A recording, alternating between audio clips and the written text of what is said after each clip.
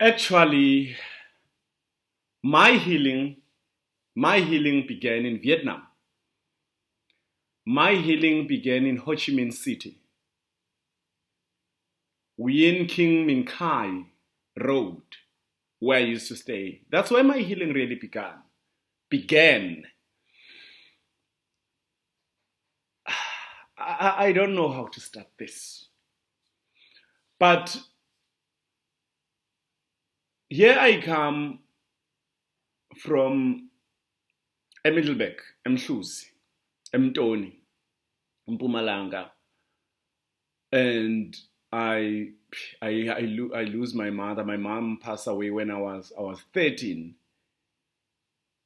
and even before the passing of my mom, we are a very poor family, and at that time I was sleeping in a kitchen for the early years of my life. I never had my own room. When I was 13, I was still sleeping in the kitchen. On the kitchen floor, and in the morning I would have to wake up and take the blankets and put them in the bedroom where my sisters used to sleep.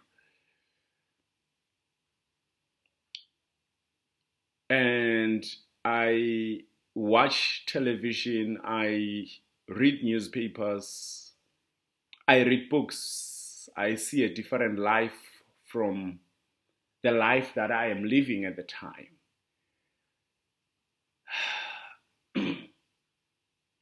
And now I lose my mother. And before even losing my mother, I had lost some other people who played a big role in my life.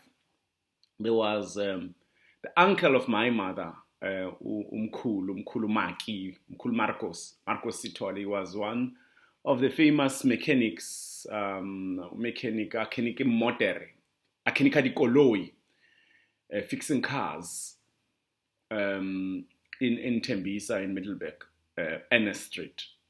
Now Kimetsi Street, I think. It has changed. And there's this compounding pain that is ongoing as I grow up. And considering that at some point in time, I didn't stay with my mother before even the passing of my mother. And I will explain that in another video and perhaps in my book on what led to that. Yo. And there we go, losing my mother, staying with family, and there's a lot of abuse because now remember, my mother didn't have a trust. My mother was not rich. My mother was just a domestic worker. My mother was not educated. That happens. And there's a lot of abuse that is ongoing there. And at some point in time, my sisters, I've got two sisters. One is older than me, the other is younger than me. At some point in time, we get separated because they need to remain with my grandmother. And I have to go, because I'm a boy, I need to go stay with my uncle and his wife and his children. And life, it doesn't become as sweet. I'm thankful. I'm grateful for what my uncle has done for me and his wife and the children. I mean, one of the sons who's more like a brother to me. I'm grateful but life was not just like fruit and veg. It was not easy in the beginning. A change in the house where there's just this new person. Of course, to the wife, it wasn't just as easy as welcoming. And there were a lot of other elements which I'm uncomfortable in talking about, which I feel like they are elements of a little bit of abuse here and there that happened. But I'm quite thankful. And maybe I will talk about them someday. And I stayed there from when I was doing grade 9 up until I did grade 12. And because I got accustomed to staying there. When I was now at a university, every time when I would say I go home, I'm going home, I would go there to my uncle's home. And my uncle would be the most in touch person who would be in touch with me. And but I grow up as a person who does not always have what he wants. I'm this brilliant person. I'm this brilliant learner, student at school, being trusted by teachers and learners. I even teach um, the children of teachers during weekends, mathematics. And you can be this golden boy. You look at Robert Marawa on TV, you said, I want to be like him. You look at President whoever, you want to be like, you believe that you can be the one day. You believe that I will achieve so much. And as you go further, you realize you do not have the support that the other people have, and the support that actually those people that have, they are not actually as brilliant as you are, because if that support was coming for you, you could have been far. In isiNdebele bathi umgade uhlanzela abanganampoto ngesizulu, they say ukuhamba uhlanzela abanganambiza, meaning actually those who are prepared to have something may not have what they need, and those who are not prepared may just get an abundance of something that they do not need. Fast forward, go to Wits University. It's not fruit and veg as I would love it to be, but it's a dream come true that I go to Wits University and all of that. Life becomes tough.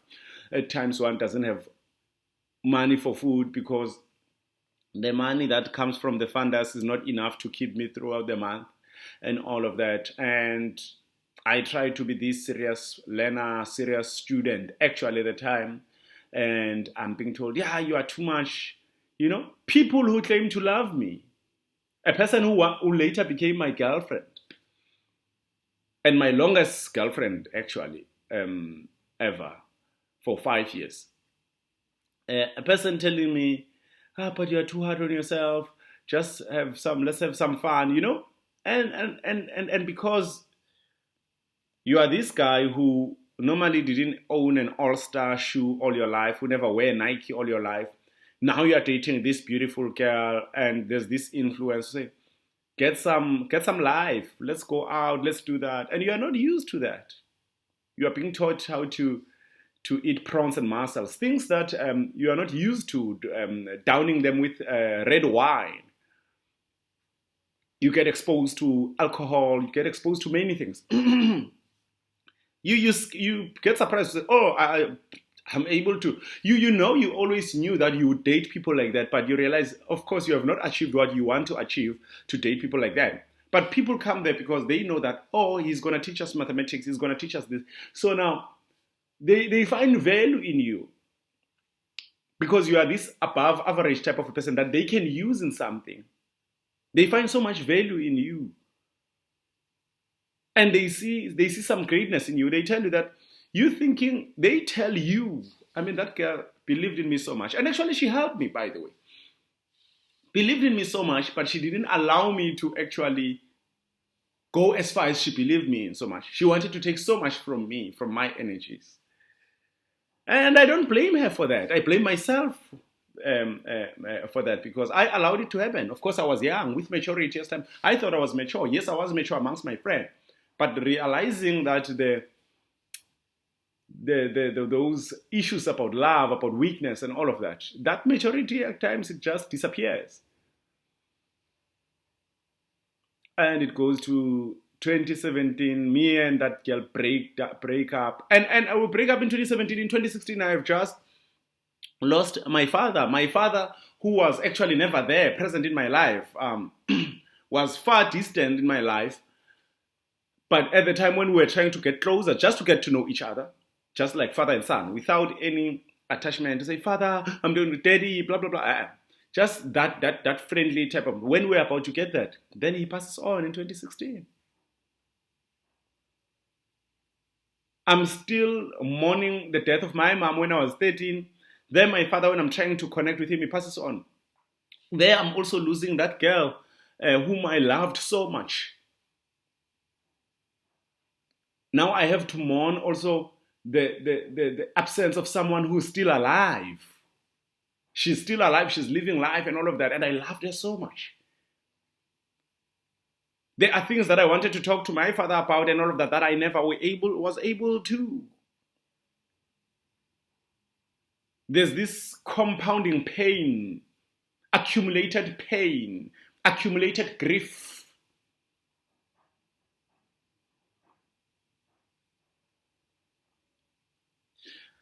At times I realized that for me and that girl, because we were both in Joburg, I say Joburg is too small for both of us. I ran and go to stay in the city that I'm in now, Cape Town, at the time. And South Africa becomes too small for us. I go to Egypt, I come back. Africa becomes too small for us because I came back from Egypt. And then I went to Vietnam.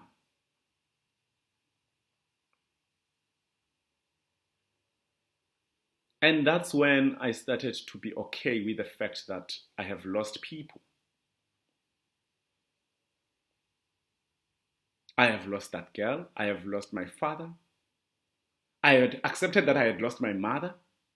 But actually, me in Vietnam was an acceptance and the realization that actually I am alone. Because there I am, I'm alone in a country whereby I'm the only black person who walks the streets and everyone is watching at me. And I can't eat the things that I want to eat. I can't eat pap as I want to eat pap. I can't do the things that I want to do to the level that I want to do them. Then I realized I need to accept that I'm alone. Yes, my mother is my ancestor, actually, for me, but I'm actually alone now. That girl that I used to date and all of that, she has moved on with me. I'm alone now. My father, when he decided that he will leave us when I was younger, he decided that was up to him. He's the one who could have made time to come back to me and try to connect with me. He didn't.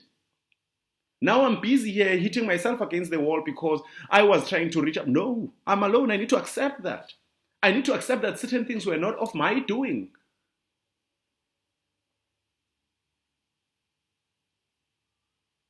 I need to accept that I'm not perfect. I need to accept that I'm not as brilliant as I thought I was. I need to accept that I am coming from a broken society. Look around me. People are doing great for themselves. I need to accept that I can be great.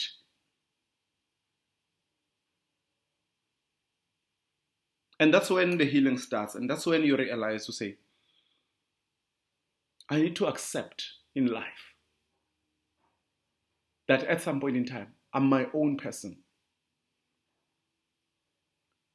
No matter how much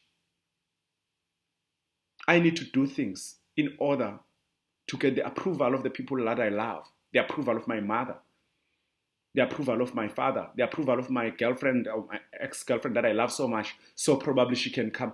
Do you understand? At the time, because before I left the country, I thought we would get back together at some point in time, and it never happened. In fact, I fell in love again. Of course, I'll tell you about my messing up and also not my messing up when people messed up. Because that part of me has been another one. There'll be more videos on that. Videos that will shock you. But then you heal when you get to a space when nobody knows you, nobody cares about you. And you accept that you are just alone. You get to heal because you know that I was in South Africa, but every time I wanted to cry, every time I never asked money from my uncle, but when I was really, really, really in trouble, I would say, Uncle, borrow me. May you kindly lend me 500 rand, I will bring it back. And he would. And you know what I mean? But now you've got nobody. You can't do that now. You're alone. It's either you adapt or you die. That's when the healing starts.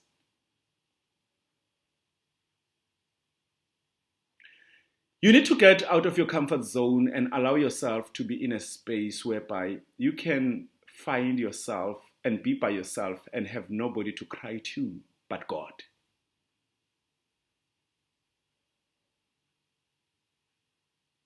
Take it from me and believe it. I began my healing in Vietnam, in the country that is not mine, in the country where there are no grave There's no graveside of where I can go kneel down and say, Ngiyokphahla for a family. I don't know, we can have more conversation about this. But that's when I started get my healing. I have not healed fully because a lot of things happened afterwards. That made me, we are human beings. There are many things that happened afterwards that broke me down further, more than actually the breaking up of whoever they, but they will never break me up. I mean, I ended up losing my uncle when I came back into the country, being broken down further. In 2016, what I did not actually say before we broke up with that girl, we actually lost a child.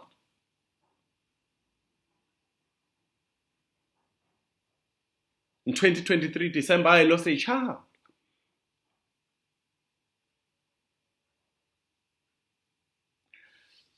I don't know.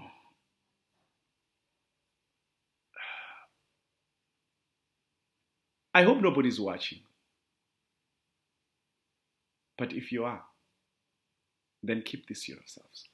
Stay strong, my friends.